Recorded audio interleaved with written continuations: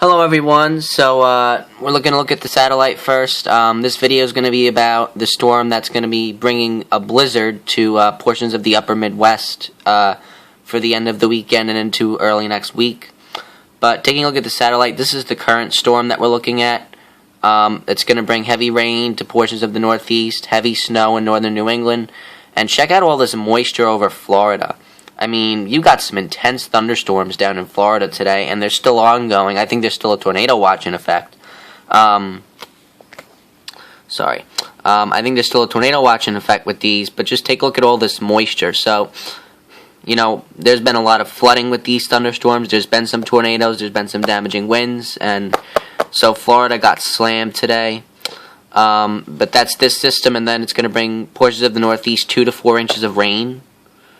As it gets near the Atlantic, the disturbance is going to start drawing in moisture from the Atlantic, and it's just going to pour up on the northern side of the low pressure area, and it's just going to be horrible tonight into tomorrow morning for certain locations up in, so that would be southern New England, extending back eastern Pennsylvania, New Jersey, Long Island, New York City, and then southern Massachusetts and Connecticut and Rhode Island. I think that's going to be your area for the worst rainfall tonight. Possibly some storms as well, since there's going to be some instability in the atmosphere. If I have time, I will do another video on this storm, but for now I want to focus on this next disturbance that's coming in off the Pacific here. Take a look at that. This is going to be our snow producer for Sunday into Monday, mainly across areas north of my arrow here, north of my mouse. This area here is going to get most of the snow. Okay? Alright, so let's take a look at our vorticity map. Actually, you know what? I would do it on weatherbell.com because they have really good pictures, but it's just I have to go back and click over and over again to get to the next frame. So we're going to use eurowx.com because I can click from frame to frame here. So let's zoom out a little bit. Okay, so here's all the vorticity wind energy associated with your current storm. Just really potent storm. You know, if it was cold enough, there would be a big snowstorm, but no, not cold enough, too warm. Anyway, so here you go. This is your next disturbance that's coming in now. Okay, this is at 1 a.m. tonight. So this is your trough that's going to be coming in from the Pacific. Is positively tilted, so it's going to start by moving off to the south and east, actually, before it shifts to the northeast. And if you take a look at your surface map here, so that vorticity, that wind energy is coming on shore, your low pressure out ahead of it. And because it's coming off the Pacific, it's drawing moisture in behind it, so most of your precipitation is going to be on the western side at first for tonight into early tomorrow. So even though the low pressure areas are over, you know, western Utah and Nevada, most of your precipitation is going to be on the western side, especially over the mountains. Like, the mountains are going to be getting some heavy snow tonight. I think you could see over 6 inches in certain locations across the mountains over in northern and eastern California there. This is heavy snow right here. Okay, let's keep going. Let's skip ahead. First, I'll show you on the vorticity map, so I don't have to keep going back and forth. By 7 a.m., alright, your trough is still offshore, but is about to come. Okay, your center of low pressure is now up on the northeastern side here. Alright, by Sunday afternoon, you can see it's neutrally tilted, so it's going to start to move due east. And your center of low pressure is up on the northeastern side again. Sunday evening, notice how the trough is starting to become negatively tilted. Right, you see that? Negatively tilted. So now, the storm's going to start moving to the northeast. Now, when it's over the country, this part of the country here, there's really not a lot of moisture it can be taking in, unless it's taking it in from the Pacific. But since it's starting to move away from the Pacific, it's not really going to have a lot of moisture associated with it while it's over here, at least while it's over here. So there will be some snow, but it will generally be light across these areas over here, like maybe 1 to 3 inches in certain locations. And then as we head into Sunday night now, your trough is becoming more negatively tilted, so it's going to continue to move to the northeast. And now look at this, it's pretty potent. It's starting to strengthen because now we're going to take a look at this. Okay, so this is where your low pressure is now on Sunday morning. Sorry, I said No, Monday morning, my mistake. So here we go. This is your center of low pressure. Look at all the isobars. That's a lot of isobars. See that? So this is a pretty potent area of low pressure, and it's starting to strengthen. You want to know why? Because up here you see this 1024 line, and that's going to continue to increase. There's an area of high pressure all the way back up into southern Canada, and so that means you have a boundary between warm and cold air, as indicated by the purple line, I believe. Maybe or maybe not, I might not be correct on that, but again, as your storm comes in contact on the southern portion of the high, this, as all of this wind energy comes into contact with that on the southern periphery of the high, it's going to start to rapidly strengthen, as indicated by this low pressure area is pretty potent right now. So now if you go into Monday afternoon, see that, look at how the precipitation starts to pick up. See that, look, there's only yellows and greens. Now you have reds, oranges, especially on the northwestern side, because if you take a look at your trough here,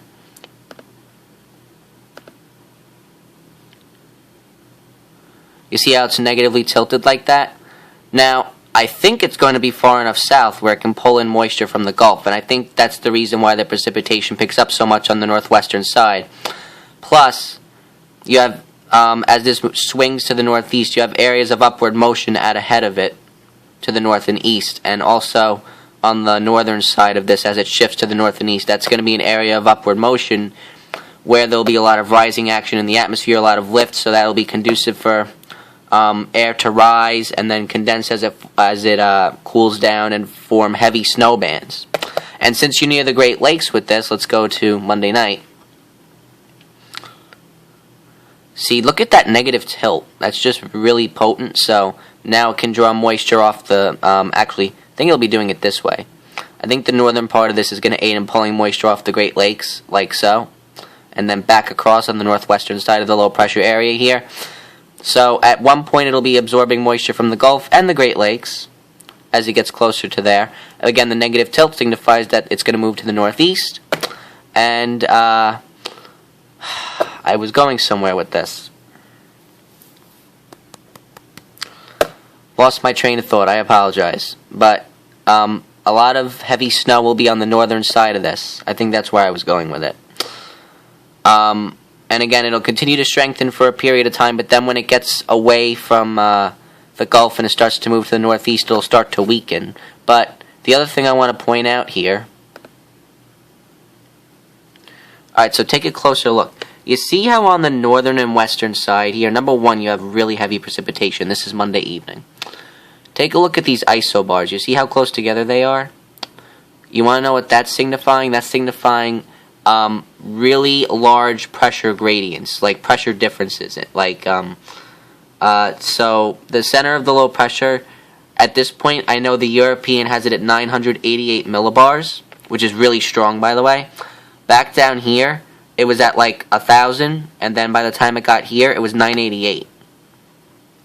So this storm is going to be strengthening as it comes in contact with your boundary between warm and cold air. There's the high pressure that's going to be funneling in the Arctic air.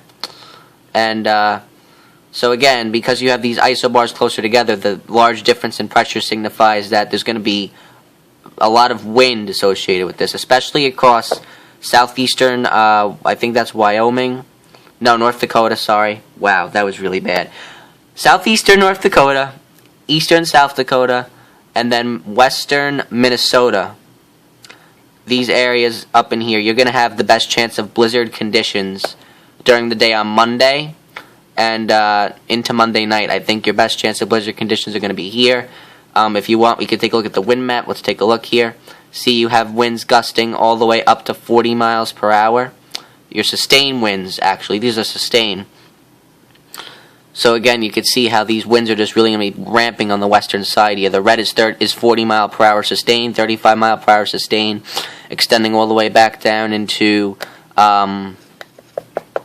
Nebraska.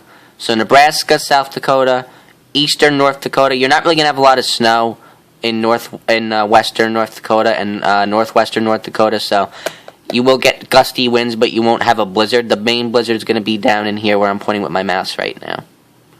Let's go ahead one more frame. that wind energy moves east, so again 30 to 35 mile per hour sustained. I would say gusts up to 50 or even greater, 55 miles per hour with this. So you're going to get a lot of snow, and you're going to get blowing snow. Okay, so here's your snow now, spreading into northern Minnesota by late Monday night. Okay, taking a look at your vorticity. Here's your trough again, negatively tilted. Your low is up here. It's going to start to move out to the northeast due to the negatively tilted trough. Okay?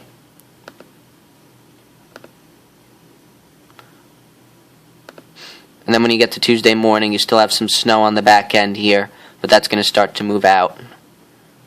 By Wednesday evening, it's pretty much out of here. This low is starting to weaken, by the way, as it heads towards the Great Lakes, because it's not on the boundary between warm and cold air anymore. Okay? So that'll start to weaken it. And then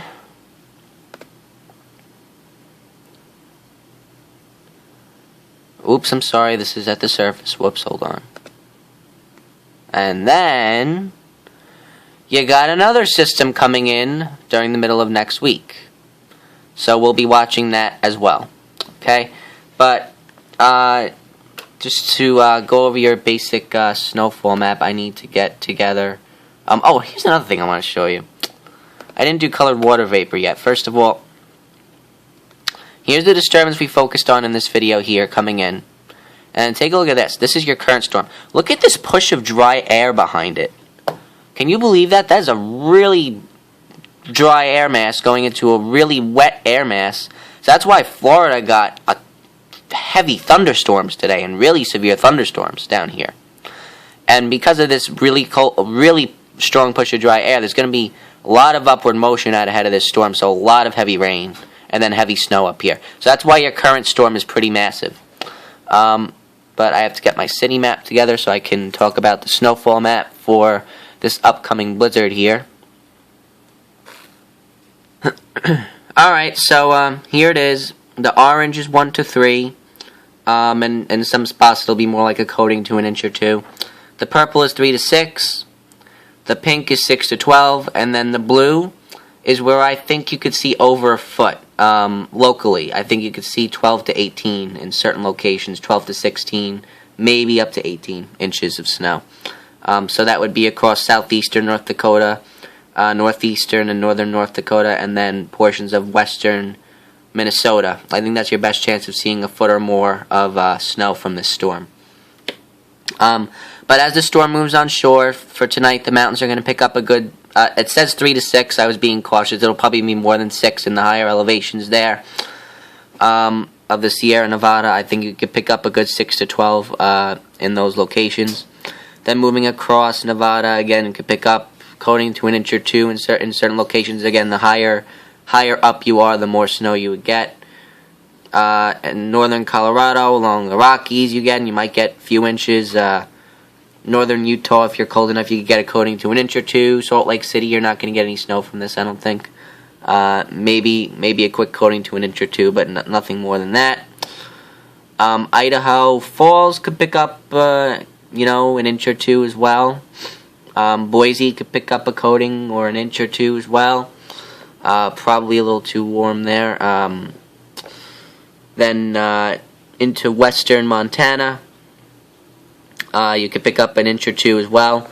Maybe 3 near Missoula, you'll probably get, again, an inch or two as well. Billings, Montana, you could pick, I'd say, 1 to 3 inches of snow, maybe 2 to 4, if the snow comes far enough north. So Billings, Montana, we'll go with that.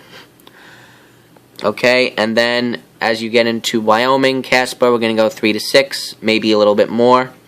Cheyenne, we're going to go 1 to 3. And then your 6 to 12 is going to cover, again, most of South Dakota, southeastern North Dakota, and northern Minnesota.